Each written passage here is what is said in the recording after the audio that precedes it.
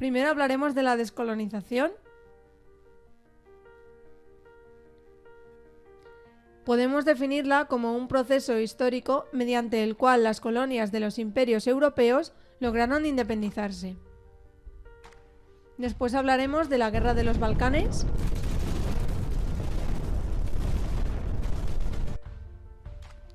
Más tarde hablaremos del terrorismo en los siglos XX y XXI. Y por último, pero no menos importante, la inmigración y la globalización. Empezaremos con el impacto de la Segunda Guerra Mundial. En la Segunda Guerra Mundial se enseñó la inseguridad de las potencias imperiales europeas. El rumor de la invencibilidad europea estaba completamente roto.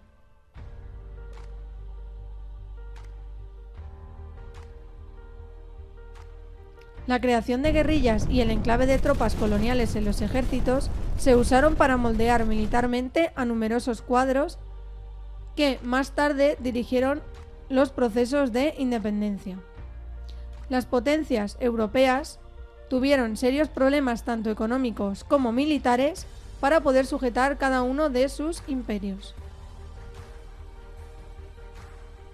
Aparición de movimientos anticolonialistas.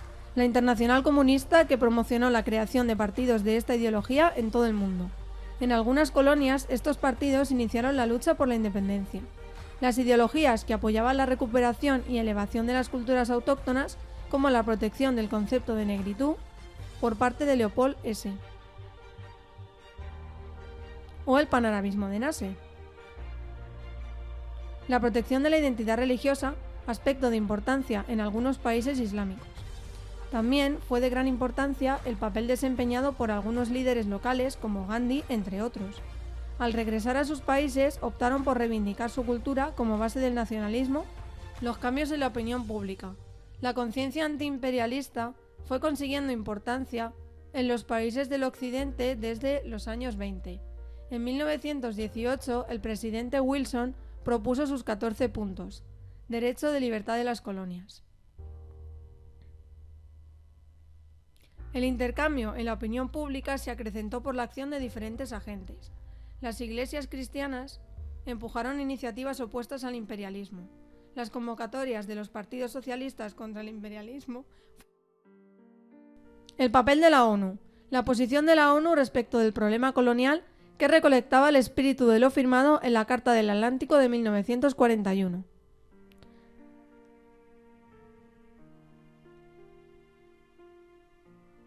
Abrió puerta al proceso de libertad de los territorios coloniales. Su carta fundacional ya se abrió puerta en 1945 a la oposición al colonialismo. En 1952 introdujo la Declaración Universal de los Derechos Humanos, el derecho que tienen los pueblos colonizados a disponer. La rentabilidad de los imperios.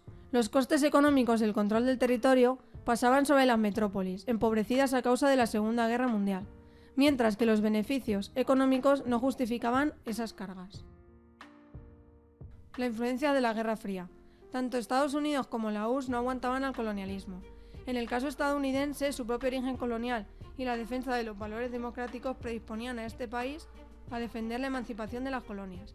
Por su parte, la URSS mantuvo una fuerte hostilidad a los imperios coloniales y atrajo a su bloque a los nuevos países. La Conferencia de Bandung convocó a los países recientemente independizados de Asia y África con el objetivo de posicionarse ante la política de ambos bloques. La conferencia fue un importante acelerador de la conciencia anticolonialista. Los firmantes tenían que ayudar a los diversos movimientos independentistas, impedir la instrumentalización de los nuevos países por parte de alguno de los dos bloques en conflicto y condenar al imperialismo. A continuación os voy a mostrar una tabla comparativa entre Asia y África para comparar ambos países tanto en economía como en líderes. Y lo que ocurrió en aquella época. Podemos observar que en Asia hay más sucesos importantes, por lo que hay más información escrita.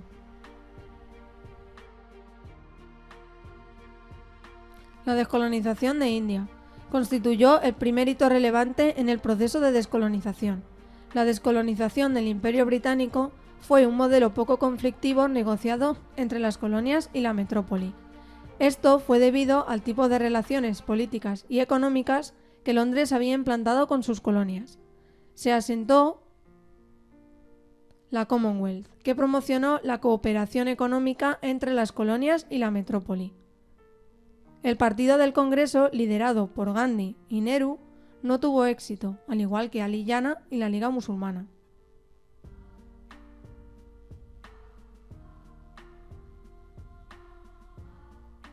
Gandhi respaldó la política de resistencia pasiva, que se basaba en la negativa de la población a cooperar con las autoridades coloniales británicas, pero sin recurrir a la violencia. El proceso se basó en las pautas del Plan Mountbatten.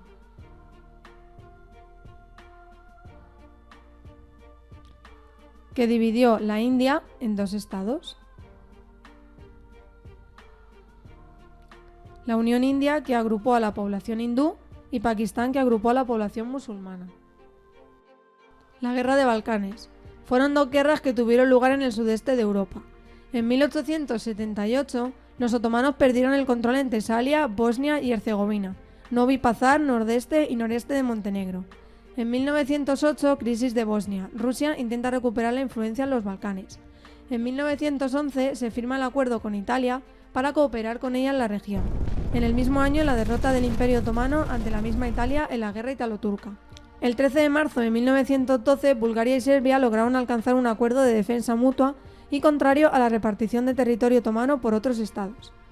Bulgaria y Serbia se comprometían a enviar 100.000 soldados al frente de Macedonia, y así quedó un total de 150.000 soldados para Serbia y 200.000 soldados para Bulgaria.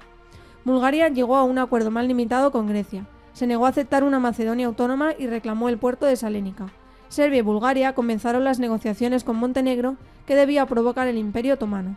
Rusia se había convertido en un pacto para atacar el Imperio Otomano, y trató de frenarla mediante diplomacia. El 8 de octubre de 1912, Montenegro desencadenó un ataque contra los otomanos apoyado por sus aliados. La Primera y la Segunda Guerra de los Balcanes reorganizaron de forma drástica el poder en el sudeste de Europa. Marcó la desaparición del Imperio Otomano. Condujo a la Primera Guerra Mundial. La guerra fue una reorganización del poder en Europa. La Primera Guerra eliminó gran parte del control del Imperio Otomano sobre la península de los Balcanes. Y la Segunda Guerra demostró que los países recién liderados de los Balcanes buscaban la forma de obtener la mayor cantidad de poder. El terrorismo en los siglos XX y XXI. Fue un fenómeno histórico antiguo, diverso y complejo. Su misma definición ha entrañado algunos problemas, pues depende mucho de la posición ideológica y política del que la plantea. Algunas de las organizaciones son Al-Qaeda, el ISIS y el Daesh.